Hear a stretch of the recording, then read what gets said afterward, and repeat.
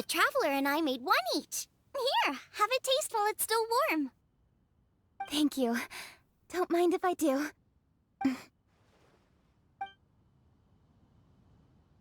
What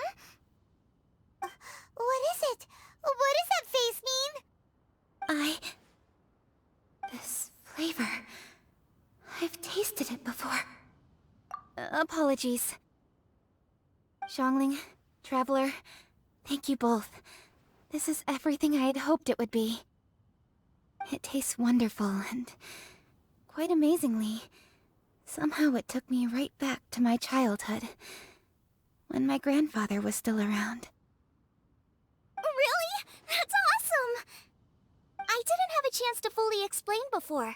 In fact, when Master had filled in the missing parts of the recipe for me, I realized that I already knew how to make this dish. You already knew? You mean you were able to make this without ever seeing the recipe? Uh-huh. My dad taught me how to make it. Wait, but isn't this dish from Kuching's grandpa's notes, though? About that, I do not believe that this recipe was my grandfather's creation. My grandfather was a well-known real estate tycoon in Liyue, and also a scholar. He was an avid collector of old books and was quite knowledgeable on many of Liyue's customs and traditions that are no longer practiced. As a child, I used to spend a lot of time with him in his study. We'd read the classics together, then debate how much of it was actually genuine, and whether Rex Lapis was real or not. He used to say, books are just a bridge that bring us a little closer to history. It's up to those of us in later generations to ask these questions, search for the answers, and decide what they mean. Since then, my grandfather has passed on, and I've grown up to become a Chiseng. My views on Rex Lapis have changed in this time too, from myth to reality. For me, the name Rex Lapis is inextricably wound up with memories of my grandfather. Whenever I see his name written down, it always reminds me of sitting in my grandfather's study, seeing all of his notes. As I said earlier, this recipe came from those same notes. It's an ancient dish that he was trying to restore to its original form. But, unfortunately, without the full recipe, he never quite succeeded. Still, each time he tried cooking it, he'd always get me to have a taste while it was still warm. The memories. Ancient dish? Are cornbread buns really that old? Well, at least in my family it is. My dad learned how to make it from his dad, and supposedly it's been passed down that way for generations. We call them chili mince cornbread buns. They're a traditional folk food snack, easy to pack up and take with you on the road, so they're the perfect thing to eat on the go. La la la.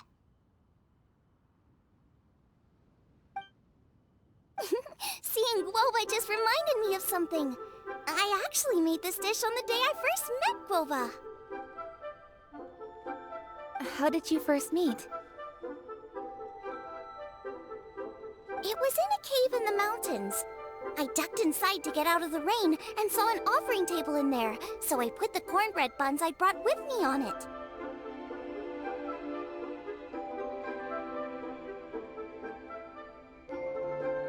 Then I ended up falling asleep, and when I woke up, I found out that Guoba had eaten every last one.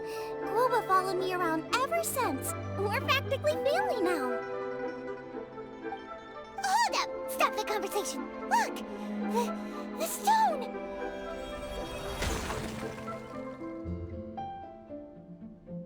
It burst open!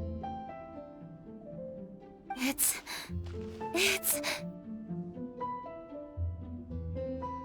Guoba? What are you... What?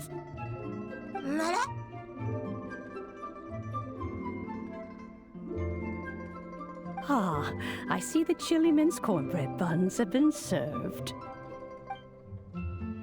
Master! Granny, look! The stove god statue looks just like Guoba!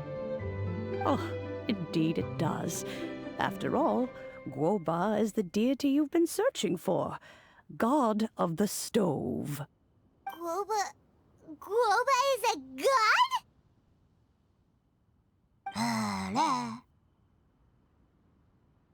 You asked me if a sufficiently festive atmosphere would be enough to reawaken the stove god. And my answer is this: yes. And no. The stove god has always been a deity with great affection for the people, and who acts in response to their desires. To him, the heart's passions and the heart's desires are not the same thing. Passion can be a technique, a skill, something derived from experience. But desires, they are deeper, more innate. They are the heart's strength in its purest form. Masterful chefs is wonderfully exciting, but it is more an exercise of passion than of desire, and passion alone will not suffice to reawaken the stove god from his deep slumber.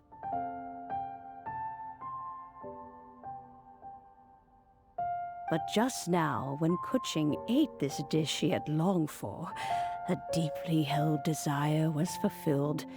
As well as receiving an answer to a question, she also gained something much more precious. A moment of poignant nostalgia so vivid, it felt like she was right there alongside her grandfather. The enormous power unleashed by the fulfillment of this desire resonated with the stove god's statue, and caused it to manifest once more the form it took in the past.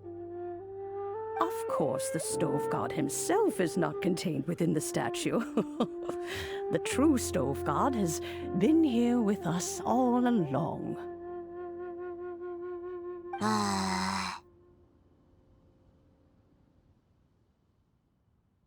How does it feel, seeing a statue of yourself from your glory days?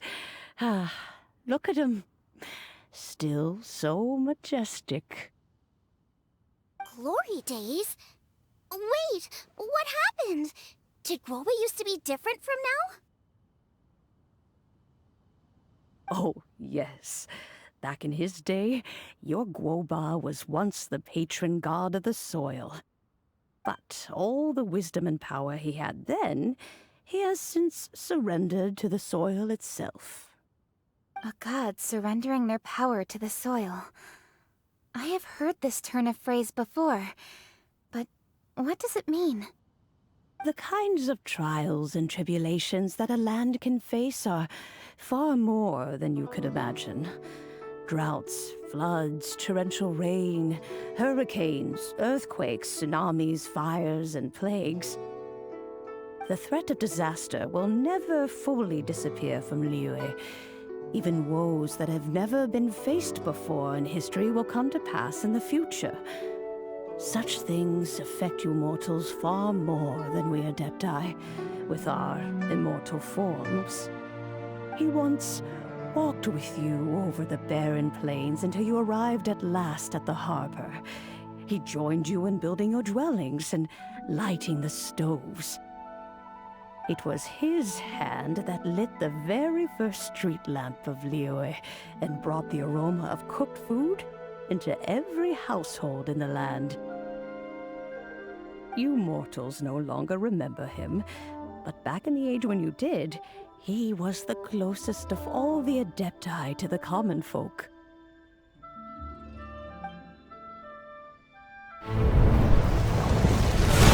Marchosius, god of the stove, born from a spark when stone struck stone. He was a god with a great love for humanity and their well-being. Millennia ago, the people sought to expand their city. They built a dwelling on the plains and called it the Gueli Assembly. The stove god cared greatly for the people, turning himself into minions who went into every home, fostering food and solidarity alike. Alas, their home was taken by a flood. The waters ravaged the Gueli Assembly and forced the people back south to Liyue Harbor. Though the distance was not far, the journey was plagued by a terrible storm. For a dozen days, the Adepti stayed by their side. During this time, the stove god cooked an ancient delicacy, flatbread with a meat sauce to stave off the cold and damp, fit for those on the move. Centuries later, disaster and plague arose once more. The stove god would appear no longer, for he placed all of his power into the land itself to quell the calamities. His power expended, and his wits greatly reduced. Thus his body decreased in size. By the time he parted ways with us, he wasn't even the height of a human. He told Rex Lapis and I of the dishes that bring joy and of the secrets of the flame, then went into the mountains and entered into a long slumber.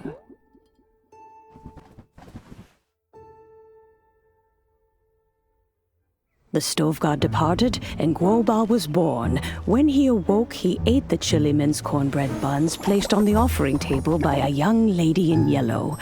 Though he did not remember the past, he was profoundly moved and decided to follow this young lady thereafter.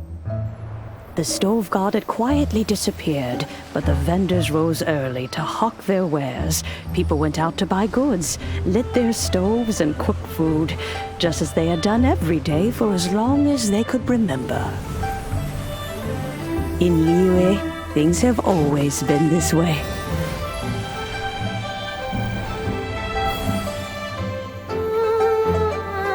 Nature provides, the mountains rejoice.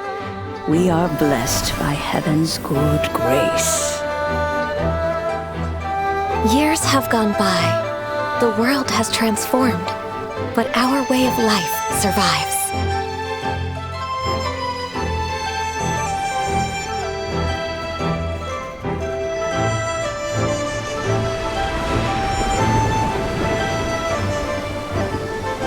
Fame and fortune is only a season. It is the moment that we should embrace.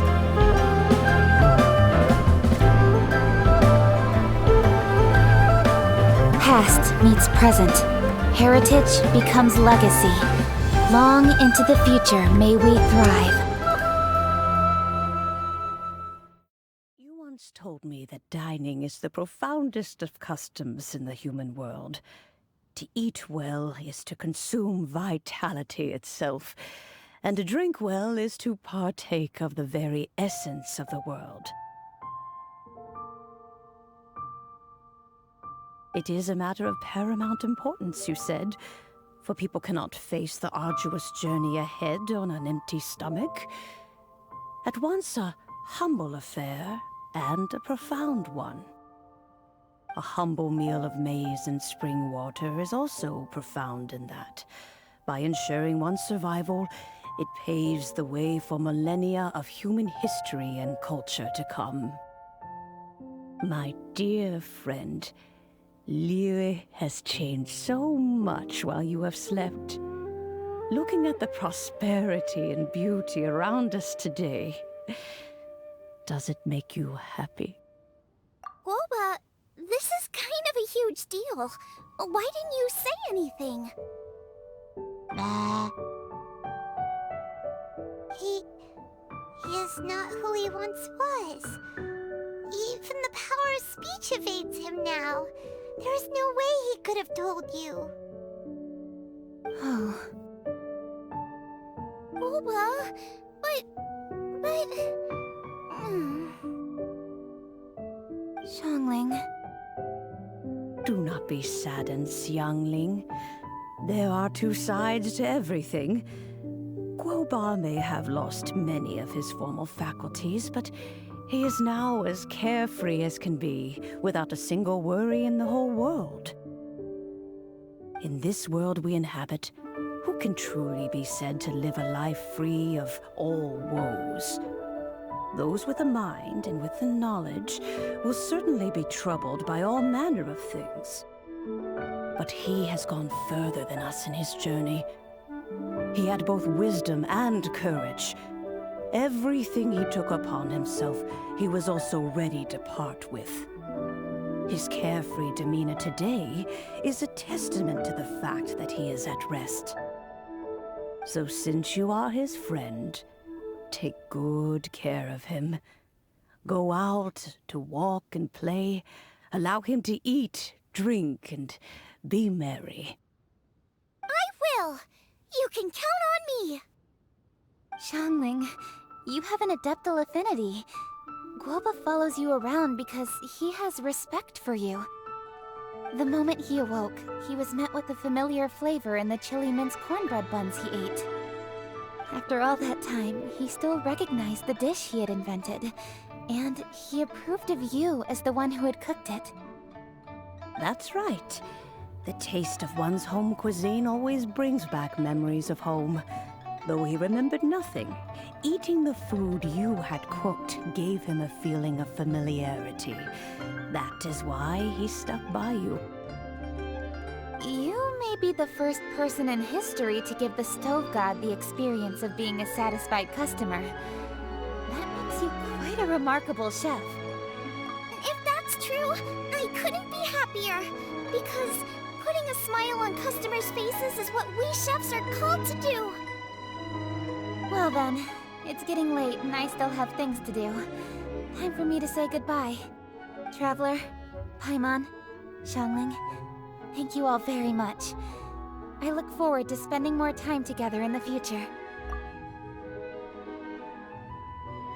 I guess my dad's probably heard the good news already, but I should still go catch up with him. Master, it's been a while since you came by. Why don't you join me? He thinks about you all the time, you know. He's always telling me to invite you over. Oh, goodness me. Then, far be it from me to refuse. Off we go, then. Let's saunter over gently and see how all the city folk are getting along.